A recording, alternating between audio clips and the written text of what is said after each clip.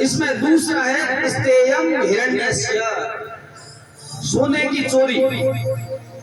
स्वर्ण जो है उसकी चोरी भी महापातक है।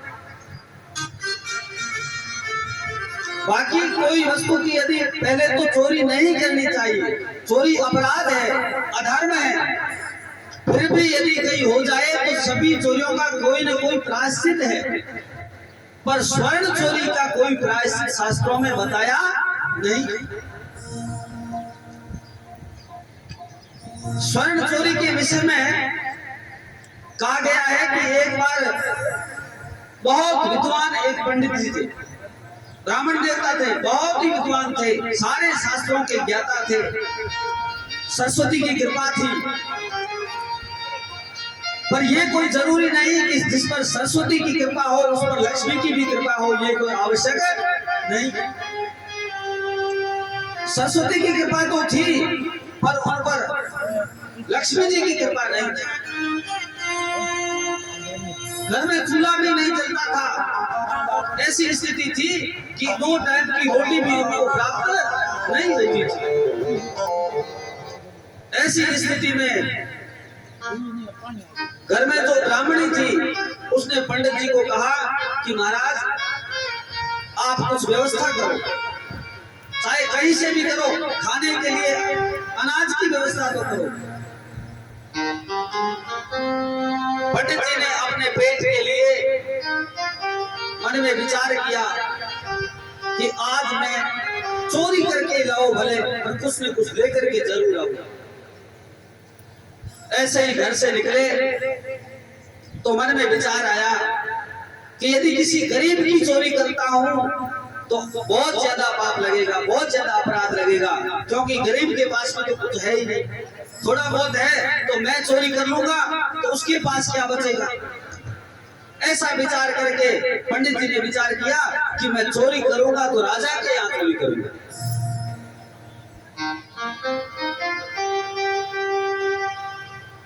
राजा के यहाँ चोरी करने का विचार बना करके शाम का समय हुआ, पंडित जी धीरे धीरे राज दरबार की तरफ चलने लगे। और पंडित जी बड़े विद्वान थे,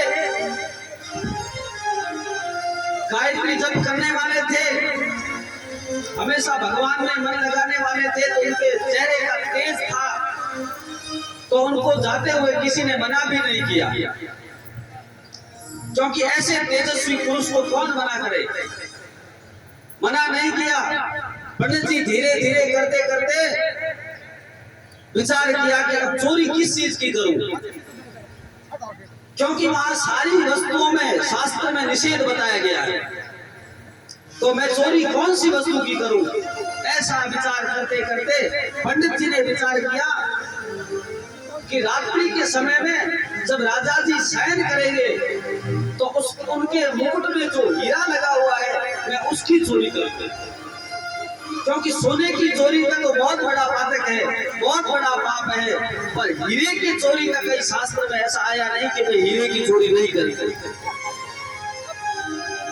तो पंडित जी जहां पर राजा शयन करते हैं उस पलंग के नीचे लेट गए और विचार करने लगे। बोले जब ये पंडित जी राजा साहब सो जाएंगे और अपना मुकुट उतार करके रखेंगे तो उसमें से हीरा निकाल करके मैं ले जाऊंगा। ऐसा विचार करते करते रात हुई, राजा साहब आए, आकर के उन्होंने अपना मुकुट उतारा और मन में ऐसे विचार करने लगे कि मैंने आज मेरी सभा में कितने विद्वानों का सम्मान किया, बड़े बड़े सम्मानित विद्वत्जन लोग आए, उनको मैंने बहुत सारे, किसी को हीरा दिया, किसी को पन्ना दिया, किसी को हार दिया, किसी को स्वर्ण दान किया, किसी को चांदी दी। इस तरह से मैंने उनकी योग्यता के अनुसार अनेकों अनेक उपहार दिए।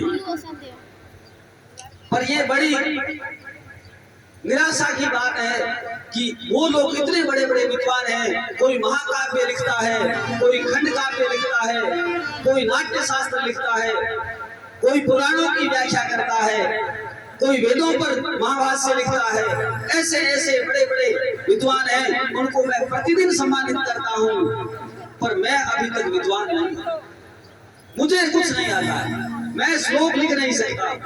राजा इस तरह से मन में विचार कर रहे थे और उन्होंने सोचा कि चलो आज मैं भी एक कोशिश करता हूं, एक श्लोक बनाता हूं। तो वो राजा श्लोक क्या बनाते हैं, तो वो श्लोक लिखना शुरू करते हैं। राजा चेतो हरायुवतयः स्वजनोनुकूला सद्बान्धवा प्रणयगर्भगिरा सभृत्या गर्जन्ति मत्तनिवः तरलास्तुरङ्गा सम्मीलने नयनयो नहि किञ्चिदस्ति। इस तरह से राजा साहब वो श्लोक जब बनाने लगे तो 3 लाइनें बनी। चेतो हरा युवतयः स्वजनोनुकूला, और उसमें वो विचार कर रहे हैं, राजा अपने ही यश कीर्ति का वर्णन कर रहे हैं, मन में विचार कर रहे हैं कि मेरे पास में सब कुछ है।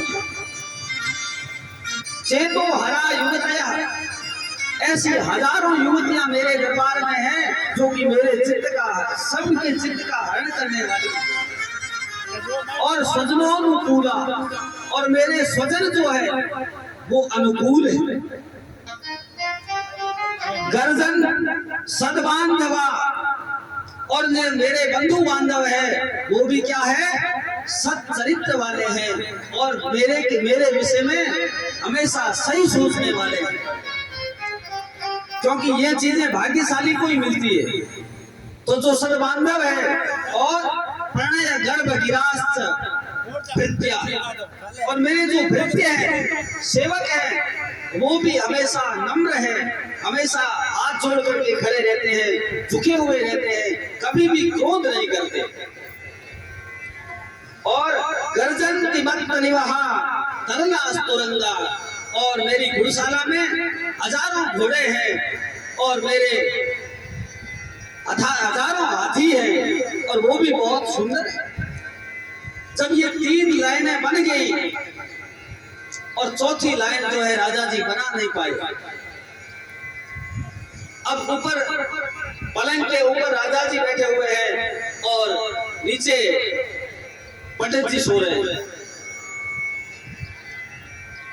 अब राजा जी इसलिए दुखी हैं क्योंकि वो चौथी लाइन नहीं बना पा रहे हैं, और पंडित जी इसलिए दुखी है कि उनको चौथी लाइन तो आती है, पर अब राजा के सामने कैसे बोले।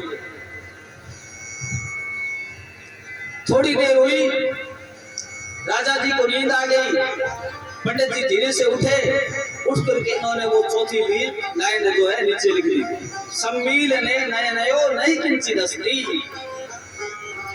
बोले ये सारी संपत्ति है, पर जब एक दिन आपकी आंख मूंद जाएगी, यानी आप एक दिन मृत्यु को प्राप्त हो जाएंगे, तब ये कोई भी चीज आपके काम नहीं आएगी। इस चौथी लाइन में सारा सारांश लिख करके पंडित जी वहां से धीरे से चल दिए, चोरी नहीं की। जब आगे गए तो विचार किया कि कुछ तो घर लेकर के जाऊं।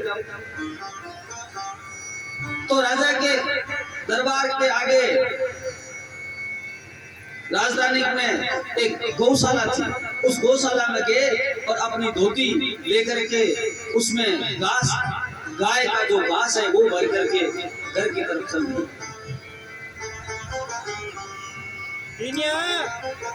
और जाते ही गेट पर पकड़ लिया लोगों ने, राजभृत्यों ने, सेवकों ने पकड़ लिया, पकड़ करके राजा के दरबार में लाए और ला करके कहा कि ये चोर है। और राजा ने दरबार लगा करके पूछा कि भाई, बहुत सारे विद्वान थे, उन विद्वानों से पूछा, बोले ये श्लोक की जो ये चौथी लाइन लिखने वाला कौन है। तब सबने मना कर दिया कि हम लोग तो कोई नहीं है। तब उन्होंने, जो पंडित जी थे, उन्होंने कहा कि भाई चौथी लाइन तो मैंने लिखी। तो कहने का तात्पर्य है कि चोरी जो है वो अपने आप में बहुत ही घटिया कर्म है, निंदित कर्म है, घृणित कर्म है। तो जीवन में कभी चोरी नहीं करनी चाहिए। और इस तरह से इस कथा के माध्यम से यह भी संकेत मिलता है कि जिसके राज्य में विद्वानों का अनादर होता है या जानकारों का सम्मान नहीं होता, ऐसा राज्य भी नष्ट हो जाता है। इसलिए हमेशा विद्वत जनों का आदर करें, सम्मान करें। और इसी प्रसंग में कल हमने चर्चा की थी सत्य, अहिंसा, चोरी न करना, और शिव पुराण के अंतर्गत विद्येश्वर संहिता में हमने ये चर्चा की थी कि भगवान शंकर की स्थापना करके उसका विधि विधान से पूजन करने वाला व्यक्ति कल्याण को प्राप्त होता है। अब आज आगे के प्रसंग में बता रहे हैं कि पार्थिवेश्वर महादेव का पूजन कैसे करें और उसके अधिकारी कौन है। शौनकादि ऋषियों को सूत जी महाराज कहते हैं कि जो लोग, क्योंकि भगवान शंकर की पूजन शुद्धता की, कोई भी यदि पूजन है तो उसमें शुद्धता की आवश्यकता है, शौचाचार की आवश्यकता है। शिवो भूत्वा शिवम यजे, यानी जब देवताओं का हम पूजन करते हैं तो देवता बनकर के पूजन करना पड़ता है। इसलिए बड़ा कठिन होता है। तभी शौनकादि ऋषि सूत जी महाराज से प्रश्न करते हैं कि आप ऐसी कोई सरल पद्धति बताएं, ऐसा कोई सरल उपाय बताएं जिसके द्वारा जो है हम भगवान महादेव का पूजन सरल तरीके से कर सके। तब सूत जी महाराज महादेव को मन ही मन नमस्कार करते हुए कहते हैं कि आप लोगों को मैं बहुत ही सरल विधि बताता हूं। वो चाहे कोई भी करे, चाहे पुरुष हो, चाहे स्त्री हो, चाहे ब्राह्मण हो, चाहे क्षत्रिय हो, चाहे वैश्य हो, चाहे शूद्र हो, कोई भी हो, उसका पूजन का सबको अधिकार है। ब्राह्मण, क्षत्रिय, वैश्य जो द्विज मात्र है वो वेद मंत्रों से इसका पूजन करे, और स्त्री और शूद्र जो है वो उसका नाम मात्र से नमः शिवाय बोल करके, शिवाय नमः बोल करके उस पार्थिवेश्वर महादेव का पूजन संपादित करें।